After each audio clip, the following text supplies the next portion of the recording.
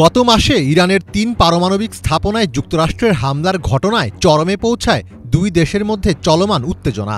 সে ঘটনার রেশ না কাটতেই এবার মার্কিন যুদ্ধজাহাজকে প্রতিহত করল ইরান।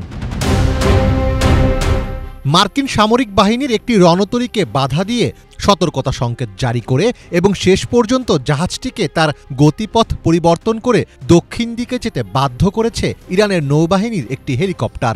২৩ জুলাই ইরানের রাষ্ট্রীয় সংবাদ মাধ্যম প্রেস টিভির এক প্রতিবেদনে এ খবর জানানো হয়েছে। ইরানের সামরিক বাহিনীর এক বিবৃতি অনুসারে ওমান সাগরে মার্কিন ডেস্ট্রয়ার ইউএসএস ফিটজেরাল্ড যুদ্ধজাহাজটি ইরানের নজরদারির আওতায় থাকা জলসীমার কাছাকাছি চলে আসে, যার ফলে ইরানি নৌবাহিনীর তৃতীয় নৌ অঞ্চল থেকে একটি দ্রুত প্রতিক্রিয়াশীল হেলিকপ্টার মোতায়েন করা হয়। হেলিকপ্টারটি ওই ডেস্ট্রয়ারের ওপর দিয়ে উড়তে থাকে এবং ইরানের নজরদারির আওতায় থাকা জলসীমা থেকে দূরে থাকার জন্য একটি স্পষ্ট রেডিও সতর্কতা জারি করে। পরবর্তীতে ইউএসএস ফিটজেরাল্ডের ক্রুরাও হুমকি দেয় যে হেলিকপ্টারটি যদি কাছাকাছি থাকে তবে তারা এটির সাথে সংঘর্ষে লিপ্ত হবে। এরপর ইরানের সেনাবাহিনী হেলিকপ্টারটিকে সম্পূর্ণ বিমান প্রতিরক্ষা সুরক্ষার অধীনে ঘোষণা করে এবং মার্কিন ডেস্ট্রয়ারকে তার পথ পরিবর্তন করার নির্দেশ দেয়। বিবৃতি অনুসারে ওই নির্দেশনার পর ইউএসএস ফিটজেরাল্ড বিতর্কিত এলাকা থেকে দক্ষিণ দিকে চলে যেতে বাধ্য হয়। তবে ইরানের সামরিক বাহিনীর এই দাবির বিষয়ে তাৎক্ষণিকভাবে কোনো মন্তব্য করেনি মার্কিন নৌবাহিনী।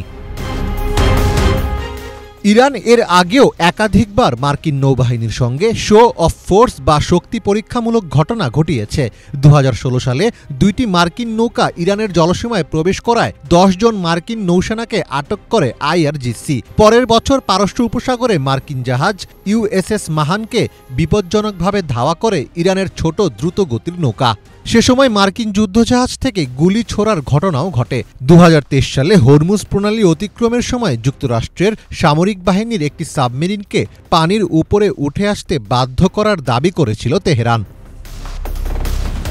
ওমান সাগরের উত্তরাঞ্চল ও মাঝখানের এলাকা নিয়মিত সামরিক নজরদারির আওতায় রাখে ইরান। ইরান এখানে নিয়মিত ড্রোন, হেলিকপ্টার ও নৌকা দিয়ে নজরদারি চালায়। এছাড়া পারস্য উপসাগর ও আরব সাগর আন্তর্জাতিক জলপথ হলেও সেখানে টহল চালায় ইরান।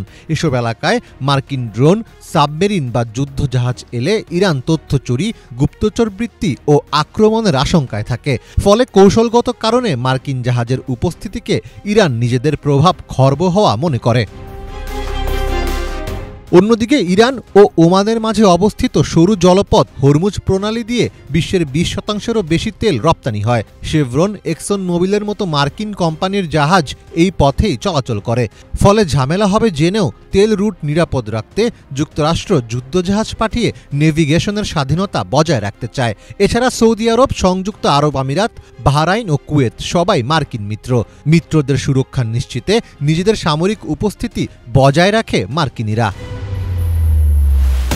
মীর ফজলে রাব্বি, বাংলা ভিশন।